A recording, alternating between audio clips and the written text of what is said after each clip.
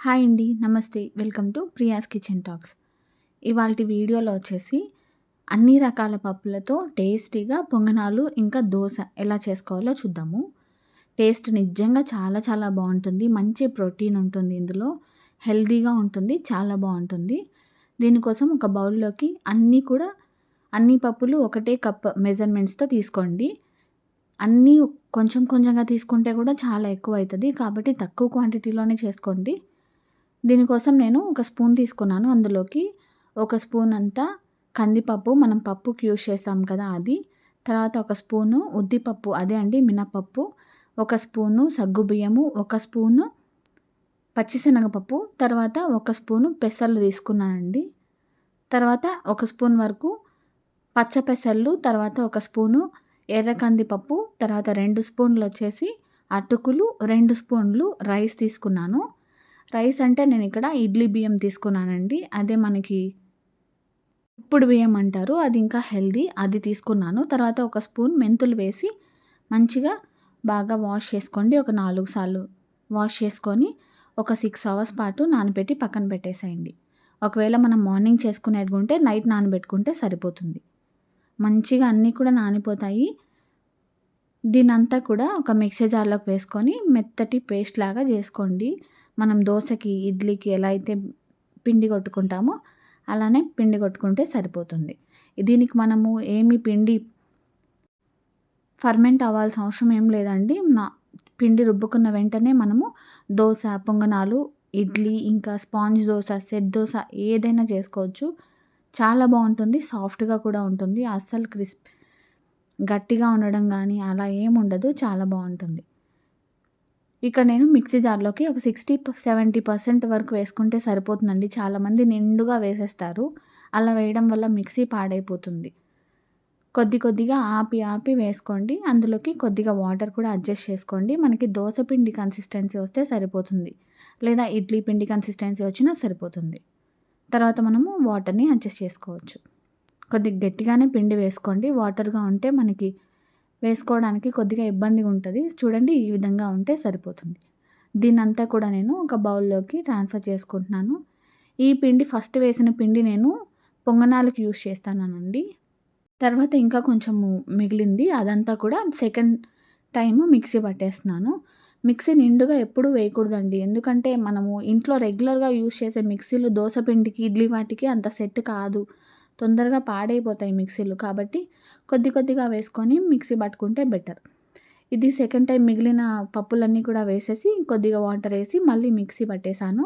దీన్ని నేను దోసలకి యూజ్ చేస్తాను. చూడండి, రెండిట్లో కూడా సరిపడా సాల్ట్ యాడ్ చేసేసుకొని మంచిగా మిక్స్ చేసేసుకోండి. ఒకవేళ మీకు వాటర్ ఏదైనా తక్కువైంది అనిపిస్తే ఈ స్టేజ్‌లో కొద్దిగా వాటర్‌ని కూడా అడ్జస్ట్ చేసేసుకోండి. నేను పొంగనాలకు వేసుకున్న పిండి మరీ గట్టిగా ఉంది కాబట్టి కొంచెం వాటర్ యాడ్ చేసుకుంటున్నాను. ఇంక నేను పొంగనాలకి ఒక ఆనియన్ తీసుకున్నాను. మంచిగా కట్ చేసేసుకొని 2 పచ్చిమిర్చిని కూడా తీసుకున్నాను. దాన్ని కూడా వీలైనంత సన్నగా కట్ చేసుకోవాలి. మనం మామూలుగా పొంగనాలకి ఎలా కట్ చేసుకుంటామో అలా కట్ చేసుకునేస్తే సరిపోతుంది. దాన్నంతా కూడా పిండిలో కలిపేసాను. ఇంకా కొంచెం పిండి మిగిలిందండి నాకు. అంతా కూడా ఒకటేసారి తినేయలేము కదా! అందుకని నేను ఆ పిండిని నెక్స్ట్ డేకి కానీ, ఈవినింగ్‌కి కానీ వేసుకోవడానికి స్టోర్ చేసి పెట్టుకున్నాను. నేనిక్కడ చట్నీ చేస్తున్నాను. వేపిన శనగ్గింజలు మిక్సీ జార్‌లోకి వేసుకోవాలి. తర్వాత కారానికి సరిపడా ఎండుమిర్చి, జీలకర్ర, ఇంకా ఉప్పు వేసేసుకొని ఒకసారి బాగా మిక్సీ పట్టుకోవాలి. అది మొత్తం పౌడర్ చేసిన తర్వాత మళ్ళీ కొద్దిగా వాటర్ వేసుకొని మళ్ళీ ఒకసారి బాగా మిక్సీ పట్టుకోండి. చూడండి, మొత్తం బాగా పేస్ట్ లాగా మిక్సీ పట్టుకునేసేయాలి. ఈ చట్నీ మనకి రెండిట్లోకి బావుంటుంది. ఇడ్లీలోకి కూడా బావుంటుంది. టిఫిన్స్‌లోకి ఈ చట్నీ చాలా బావుంటుంది.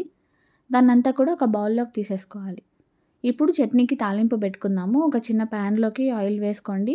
తర్వాత జీలకర్ర, ఆవాలు, కరివేపాకు మాత్రమే ఏస్తున్నాను నేను. ఉంటే ఎండుమిర్చి వేసుకోవచ్చు. వేసుకొని ఒకసారి తాలింపు పెట్టేసుకొని అదంతా కూడా చట్నీలోకి వేసుకొని బాగా మిక్స్ చేసుకుంటే చట్నీ రెడీ అయిపోయింది. చూడండి, సింపుల్‌గా చట్నీ రెడీ చేసేసుకున్నాం. ఇప్పుడు మనం పొంగనాలకు పెట్టుకున్నాం కదా! ఆ బౌల్‌లోకి కొద్దిగా పసుపును కూడా వేసుకోవాలి. వేసుకొని బాగా మిక్స్ చేసేసేయండి. చూడండి, మొత్తం బాగా మిక్స్ చేసేసుకోవాలి. ఈ కన్సిస్టెన్సీ వస్తే సరిపోతుంది. లేదు ఇంకొంచెం కావాలనుకుంటే కూడా వాటర్ యాడ్ చేసుకోండి. నేను ఇంతకుముందు వాటర్ వేయలేదండి. ఇక్కడే వేస్తున్నాను. వాటర్ వేసి అడ్జస్ట్ చేసుకోండి. చూడండి ఈ విధంగా ఉంటే సరిపోతుంది. 2 బ్యాటర్స్ కన్సిస్టెన్సీ. ఇప్పుడు 2 ఒకటేసారి కుక్ చేస్తున్నాను నేను. స్టవ్ పైన పొంగనాల ప్యాన్ పెట్టేసాను. ఇంకా ఇటువైపు స్టవ్ పైన దోస ప్యాన్ కూడా పెట్టేసాను. పొంగనాల ప్యాన్‌లోకి కొద్దిగా ఆయిల్ వేసేసుకోండి.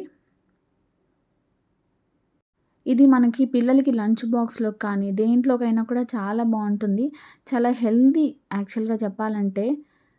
కాబట్టి ఎవ్వరైనా గూడా తినొచ్చు. ఇది మంచిగా వాటర్ తీసుకుంటూ, ఈ పప్పులు ఇలాంటి వాటిలతో దోసలు, పొంగనాలు, ఇడ్లీ, స్పాన్ దోస, సెట్ దోస ఇలాంటివి వారంలో ఒక 2, 3 సార్లు తీసుకుంటే గూడా చాలా బావుంటుంది. టేస్ట్ కూడా అస్సలు కాంప్రమైజ్ అవ్వాల్సిన అవసరం లేదు. చాలా బావుంటాయి. ఇబ్బంది పడాల్సిన అవసరమే లేదు. చూడండి నేను 2 ఒకటేసారి వేసేస్తున్నాను. అటు సైడ్ దోసలు, ఇంకా ఇటువైపు పొంగనాలు అన్నిటిని కూడా మీడియం ఫ్లేమ్‌లో పెట్టి మంచిగా కాల్చేసుకుంటున్నాను. పొంగనాలు దాంట్లోకి లోపల వరకు ఉడకడం కోసం మూత పెట్టి ఒక 2 మినిట్స్ అట్లా మూత పెడితే లో ఫ్లేమ్‌లో కుక్ చేసుకుంటే సరిపోతుంది. మనం మామూలు స్పూన్ కంటే ఇలాంటి స్పోక్ స్పూన్ తీసుకొని మంచిగా 2 వైపులా తిప్పేసుకుంటే సరిపోతుంది ఇబ్బంది లేకుండా. చూడండి అన్నీ కూడా ఒకవైపు కాలిపోయినాయి. దోస కూడా ఇంకో వైపు కాలిపోయింది. రెండిటిని కూడా రెండో వైపుకి మంచిగా షిఫ్ట్ చేసేసి దోస అయితే చాలా క్రిస్పీగా ఉంది. ఇంకోటి మెత్తగా కూడా వేసుకోవచ్చు. మెత్తగా వేసుకోవాలనుకుంటే కొద్దిగా లావుగా పిండి మిక్స్ చేసుకుంటే సరిపోతుంది. మరి పల్చగా క్రిస్పీగా కావాలనుకుంటే కొంచెం పల్చగా పిండి కలుపుకుంటే సరిపోతుందండి.